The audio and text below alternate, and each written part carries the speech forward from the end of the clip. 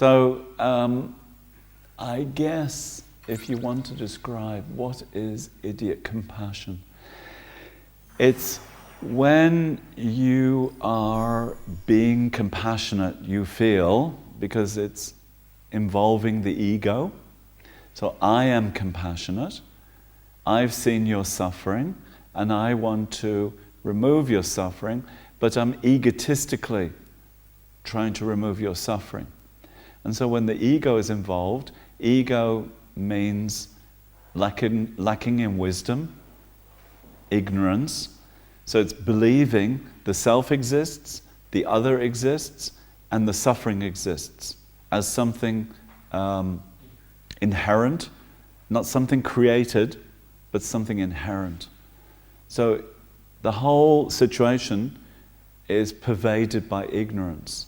And so then the response is an ignorant response, believing in the suffering, believing in the self. I can do something about the suffering.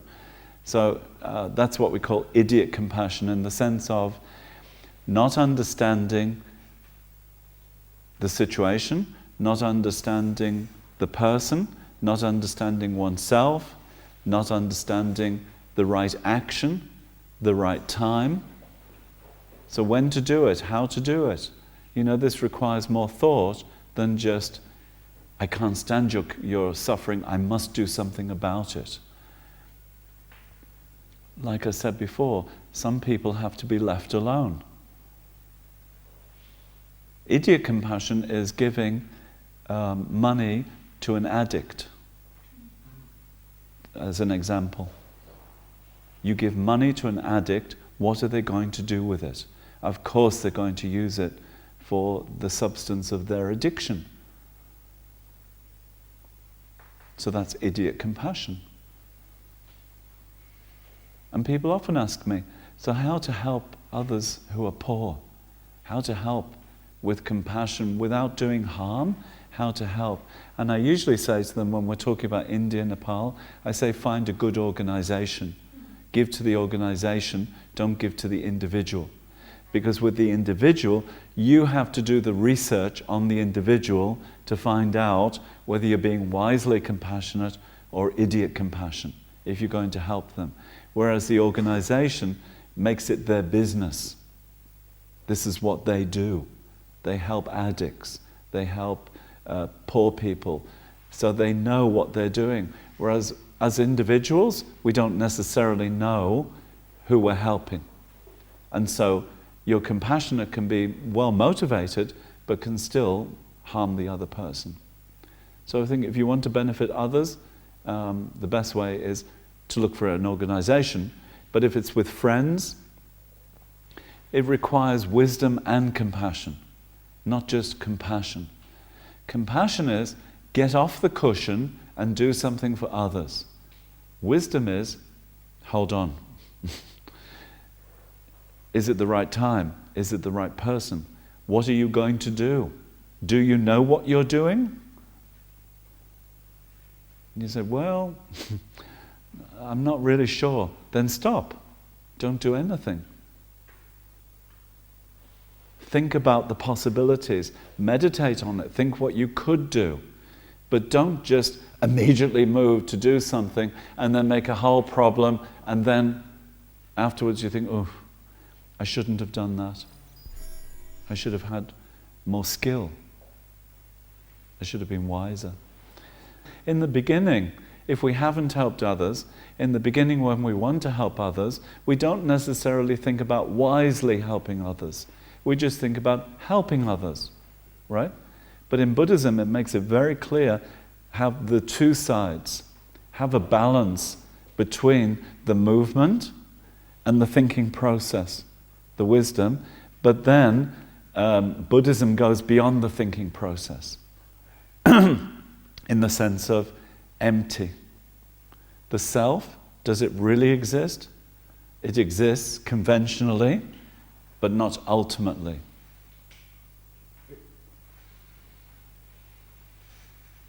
The other, does it really exist? Conventionally, but not ultimately. The suffering, Does it exist? Yes, conventionally, but in relation to causes and conditions. So all these things coming together, producing an appearance of suffering. But why? From karma, from delusion. These different parts come together. So which part is the suffering? And then which part of you is suffering? Which part of me will alleviate your suffering? And so, which part? So I'm going to give you some money. So it's just the hand? If you just cut the hand off, is it that part? No, then I need the arm. So then the arm needs the body. So is it just the body giving? Not just the body. So it needs the movement. Where does the movement come from? The mind. So then you start to put together all these pieces and you think, so all of those pieces produces the person who wants to help others. But which piece is it? It's many pieces, but not one piece. It's not just the mind. It's not just the body. It's not just the money. It's many parts, and in that way you can separate the parts and say, so where is generosity? Can I find it in all these parts? In the hand, in the arm, in the brain? Where can I find it? Can't find it. And yet it exists.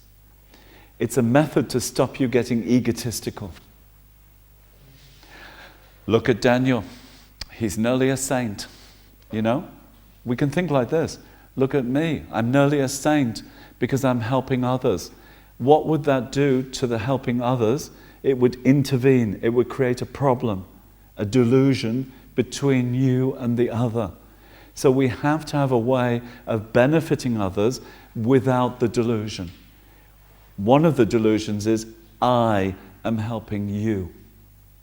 That's one of the delusions, and it's the fundamental delusion. It's very fundamental. It's the basis of all the delusions. I'm helping you. Yeah?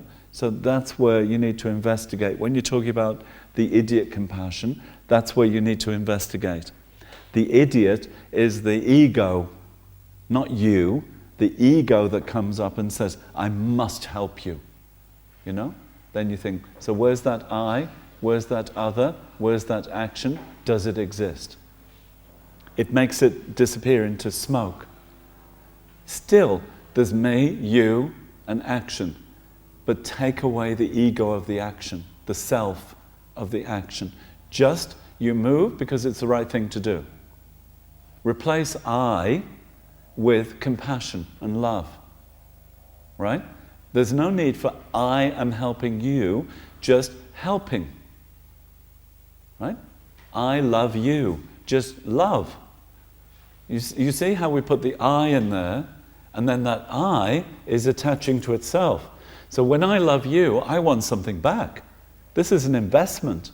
You know, I'm putting $10 in, I want $20 back. Yeah? It's an investment.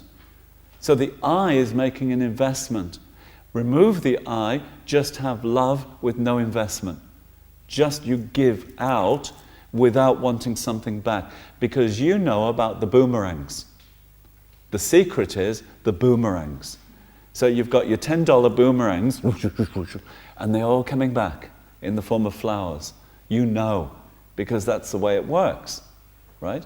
But if we don't know that, we're giving and then we're saying, okay, when's it coming back? When's it coming back? That's the I. What? When's it coming back? When's it coming back? It's been a week. Right? So the idiot is not you, it's the ego. You don't experience the ego all the time. It's just in times the ego appears. I. When it appears, stop. Don't do anything. First, subdue the ego. Not suppress, but to subdue. Apply the opposite, wisdom. It really helps when you read any book of spirituality in the time when you have ego, because ego is based on ignorance, on a delusion. So when you read wise words or you hear wise words, at the time you're egotistical, the ego is automatically softer and removed. But usually with the ego, we assent and agree to the ego and we increase the ego, usually. And others do it too. You know? So they're building the ego, you're building the ego. But what you need is wisdom to remove the ego. When the ego's removed, what do you have? Space. Space for others. Right? But up until now, we've only had enough space for myself. And maybe begrudgingly, 1 or 2 others, or 3 or 15 or 20. But the space is small. But if we're talking about immeasurable, inconceivable, limitless, countless, we need a huge space. And the mind has that space. But we keep limiting it. We keep bringing it back to ego, me, I. What about my hurt, my pain, my suffering, my problems? It comes back to that. Clear?